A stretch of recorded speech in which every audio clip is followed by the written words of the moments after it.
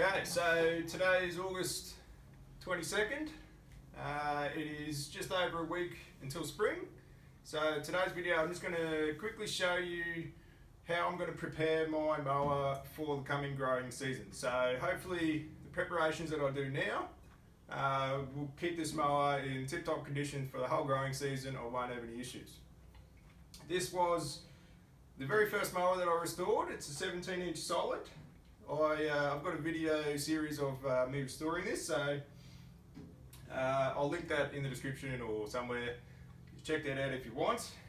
There's various things on this that I did originally which I no longer do, or I actually quite learnt a lot from this mower and what to do and what not to do. So we'll just run over the mower. I'll show you how it's held up.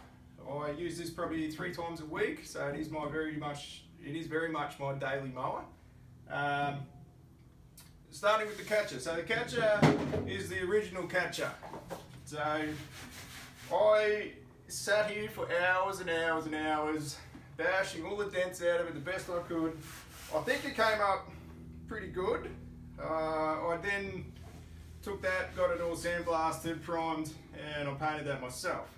If I was to do this again, I'd throw this out and I'd just buy a brand new catcher from Old Time Parts are doing them. I bought one for a 14-inch model. I tell you what, it's a quality catcher. It saves you so much time, panel beating and all that. I'm quite glad that I did it. However, I'm not sure you can see on camera. The front here, that was all concaved in, and I hit that with the hammer for hours and hours and hours. I then bogged all that up, sanded it the best I could. However, you can see along the top here, that's one thing I would have done, and I didn't know this at the time, but I would have probably continued the bog right up, opposed to just stopping after where all the dents were. I can actually see here that there's a pretty distinct line of smooth, and then sort of smooth but not as smooth as the bog. So one thing I would have done different was just buy a catcher. I'm not sure at the time they were even making catchers, but they definitely do now. So we'll pop that aside. The mower itself. So the mower itself, excellent mower. I've never had an issue with it. My cutting reel is starting to get a bit blunt, so I notice when I mow the grass now, a day or two after I mow the grass gets this sort of yellow tingy colour, and if you get down and look at the leaf blade, you can see that it's not a clean cut. So it's definitely in need of a grind, or even a backlap would improve it. I'm going to get it professionally ground from probably Andrew at Brisbane Cylinder Mower Specialists. He originally did that reel for me, and it's pushed on 3 years, so it's probably past its due date for a grind. So I'll remove that today. I'll take the bed knife out and I'll take that down to him. I've actually got 2 or 3 other reels and bed knives to take to him, so I probably left my run a little bit late. Spring's only a week away. I'm sure he's extremely busy. Everyone's got the same idea, so I might not have a cylinder for the first couple of weeks of spring. It's my own fault really, but it is what it is. We'll carry on. I've got a rotary mower. After I scout my lawn, put the grass in there, you probably don't want a cylinder on there for a couple of weeks anyway, so I might get it just in time, who knows. The paint job on this has held up incredibly well, so I do take sort of care and diligence when I'm mowing to not hit any obstructions. So I don't want a big scratch or something down the side of my chain cover. I've done the best I can to avoid that. I've got one on there. Sometimes you're in a rush and you hit things. It's part of life, isn't it? The paint job on the handlebars is probably the only thing that I am a little bit disappointed with. Now I myself, and it probably comes down to ill preparation on my behalf. So I took all the mower apart. I went and got it sandblasted and primed professionally. I didn't take the handlebars or the clutch lever to get it sandblasted, and I think that probably shows now, simply because there are parts of it where some rust is starting to come through. So funny enough, it is in two locations, and two locations are exactly where I go to disengage the reel. So on the clutch lever here and up here on the mower. So when I'm mowing, you should probably grab the handle, lift up the reel, disengage the reel. How I do it, however,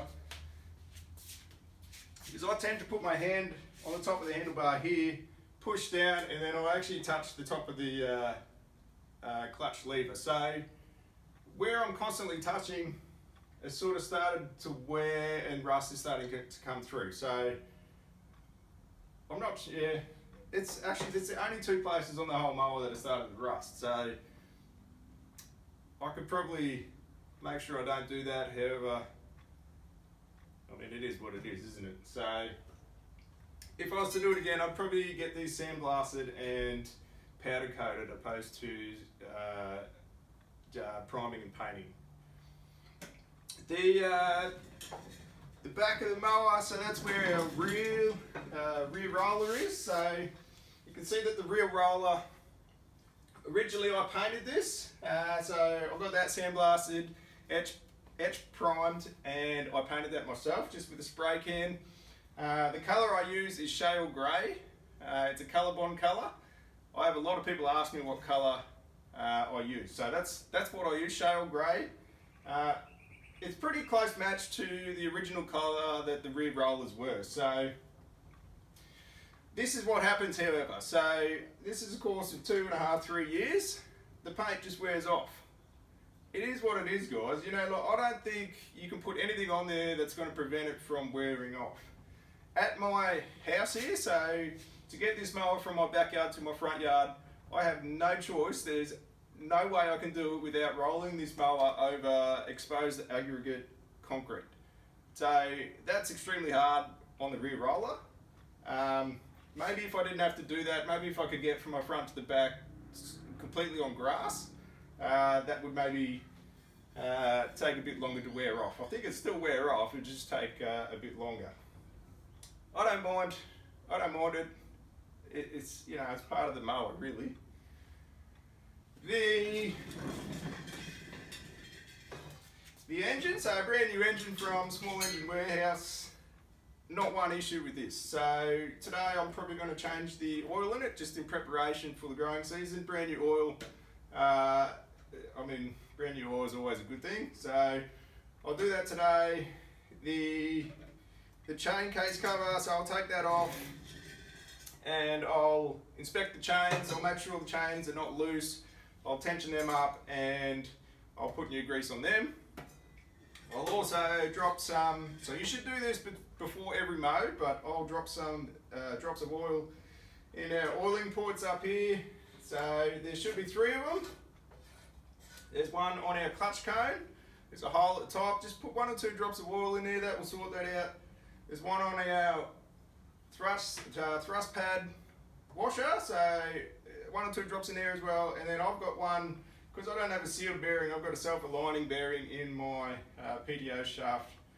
Here I put 1 or 2 drops of oil in there as well. So a couple of oiling points, chains to be oiled, reel to come out, get professionally ground, and that'll be all good for the next growing season. So I'll just show you what I've got a bit going on around the shed here. So I've got a few projects on the go. This is probably what's going to come up in the next few weeks. So over here, I've got a supercut. So this is a 18-inch model. It actually works perfectly. So I'm probably going to pull this apart, repaint it, put it back together. It does have a fuel leak from the top here. That's just a seal, so I'll just replace that. And the carburetor is dripping oil. So I'll fix those couple of things up and should be good. I've got another 17-inch twin here. This is going to probably just have a sort of budget reno, so I'm just going to fix what needs fixing, and then I'll probably put it to use. Over here, new mower, 14-inch twin, 17-inch parts mower, dethatching machine. So I might do a video on me dethatching the lawn. Earthway spreader, I've got one of them videos pre-recorded. It's just my review opinion on it. And up here we've also got a 14-inch solid. So you've seen in my previous 2 videos I've added a few things from SB Fab.